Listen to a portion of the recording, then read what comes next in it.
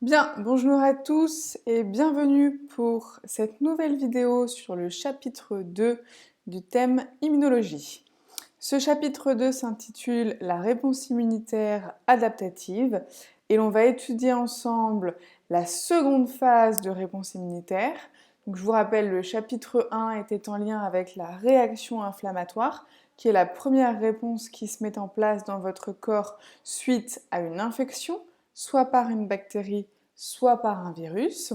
La deuxième étape qui se met en place si jamais l'élément pathogène n'est pas éliminé par la réponse inflammatoire, par la réaction inflammatoire, c'est la réponse immunitaire adaptative.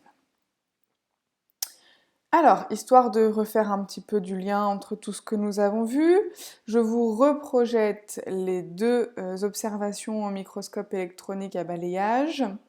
Vous pouvez voir une interaction entre des cellules dendritiques et des lymphocytes au niveau des ganglions. Encore une fois, nous vous précisons qu'on a pris l'exemple des cellules dendritiques. Ce ne sont pas les seules cellules présentatrices d'antigènes. D'accord ? Ce ne sont pas les seules CPA. Problème du chapitre. Comment se réalise la réponse immunitaire adaptative lors de l'infection par un micro-organisme pathogène? Grand 1. Les acteurs cellulaires et moléculaires de la réponse immunitaire adaptative. Problème, comment s'exprime la réponse immunitaire adaptative face à une infection virale, par exemple. Et vous aviez donc pour aujourd'hui à travailler sur l'ETD de la grippe.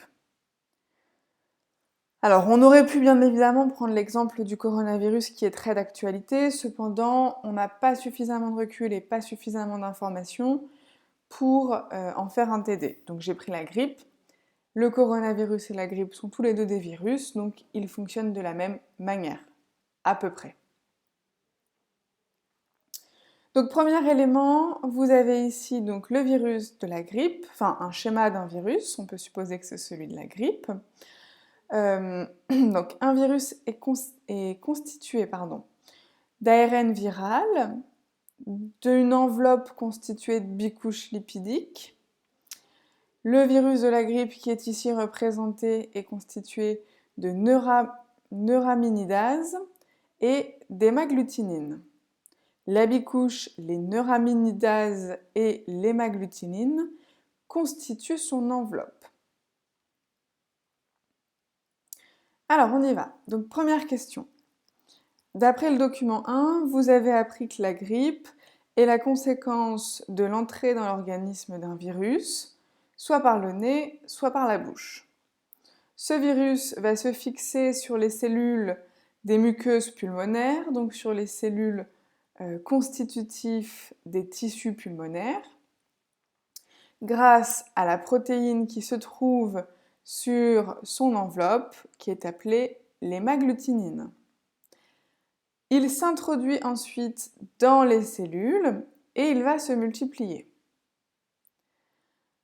Donc ce virus, d'après le document 2, ne contient que de l'ARN simple brun et des réplicases qui vont lui servir à copier son ARN viral. Malheureusement, il ne contient pas le matériel nécessaire pour assurer la traduction de cet ARN en protéines. Il ne contient pas par exemple de ribosomes, d'acides aminés, etc. Il est donc forcément dépendant du matériel génétique de la cellule hôte. C'est ce que l'on appelle un endocellulaire obligatoire. C'est un micro-organisme qui a forcément besoin de vivre à l'intérieur d'une cellule pour utiliser les différents organites de manière à se multiplier. Ce virus est responsable de l'apparition de nombreux symptômes, comme un accès brutal de fièvre, de la toux, des courbatures, etc. Si ce virus se propage dans l'organisme, il peut être responsable de graves complications qui peuvent parfois entraîner la mort du sujet. Il faut savoir que l'année dernière, la grippe a fait plus de 10 000 morts. On en parle beaucoup moins dans l'actualité, mais ça reste un virus très mortel dans la population humaine. Alors, deuxième question. Vous avez dû mettre en évidence le fait que des anticorps apparaissent suite à une infection dans un délai de 5 à 6 jours. C'est bien évidemment plus lent que la réaction inflammatoire, qui, elle, met moins de 24 heures. Ensuite, vous avez comparé des électrophorèses de sérum d'individus témoins et d'individus 8 jours après injection de molécules étrangères. Donc 8 jours après infection par le virus de la grippe. Pour rappel, le sérum est une partie qui constitue le sang. C'est un élément qui constitue le sang. Lorsque vous faites subir un ensemble de techniques à votre sang, cela permet de le séparer en différentes phases. Le sérum est une des phases qui constitue le sang. Donc, en comparant les électrophorèses de sérum de 2 individus, vous avez dû mettre en évidence l'augmentation de la quantité de gamma-globuline chez l'individu 8 jours après injection du virus de la grippe.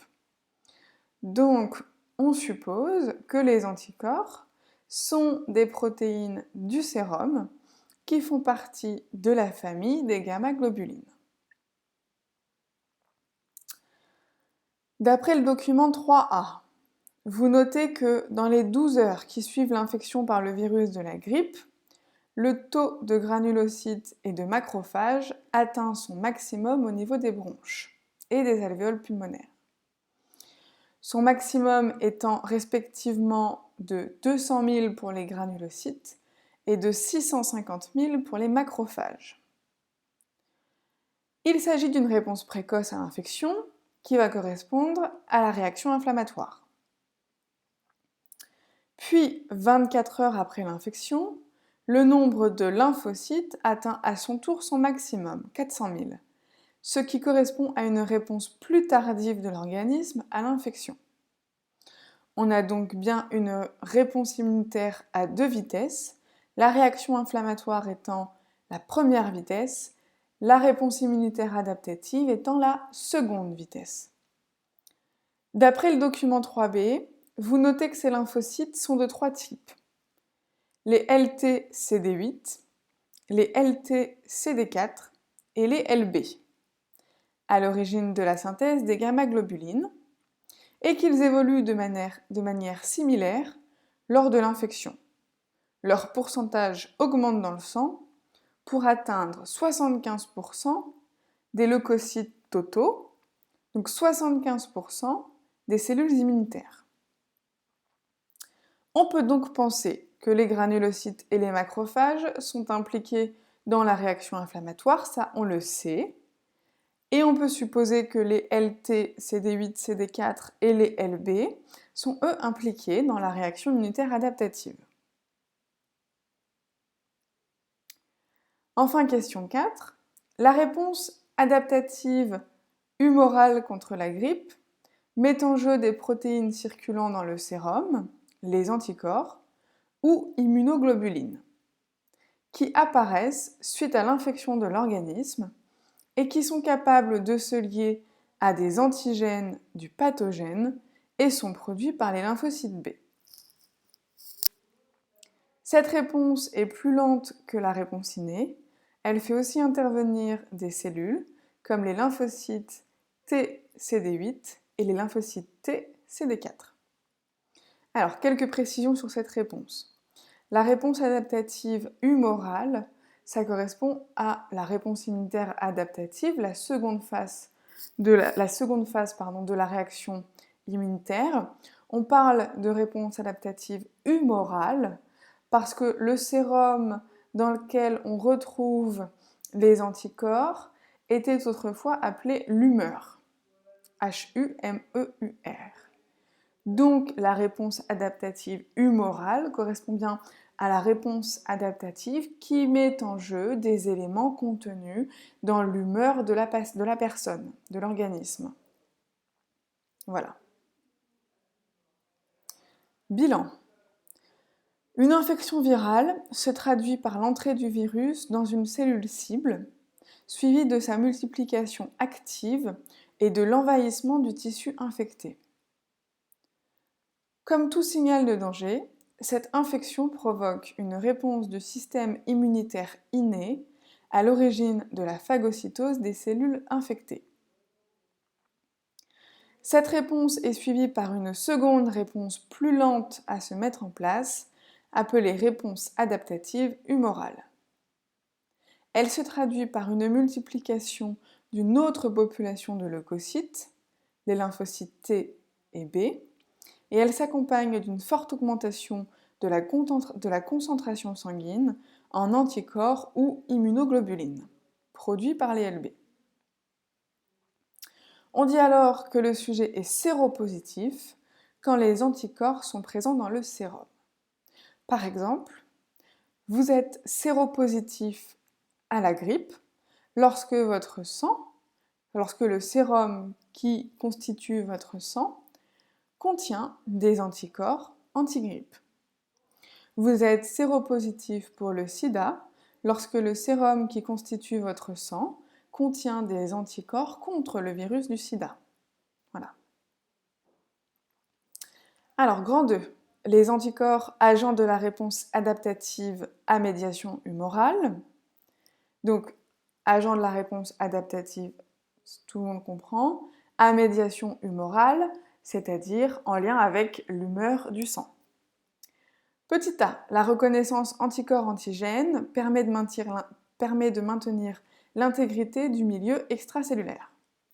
Problème, comment les anticorps qui sont des molécules participent-ils à cette réponse adaptative à médiation humorale? Activité TP1 Ousterlony. Je vous ai envoyé un mail avec l'activité pour Ousterlony. Je vous laisse la compléter et on se retrouve dans la prochaine vidéo pour la correction. Je vous souhaite bon courage et je vous dis à très vite.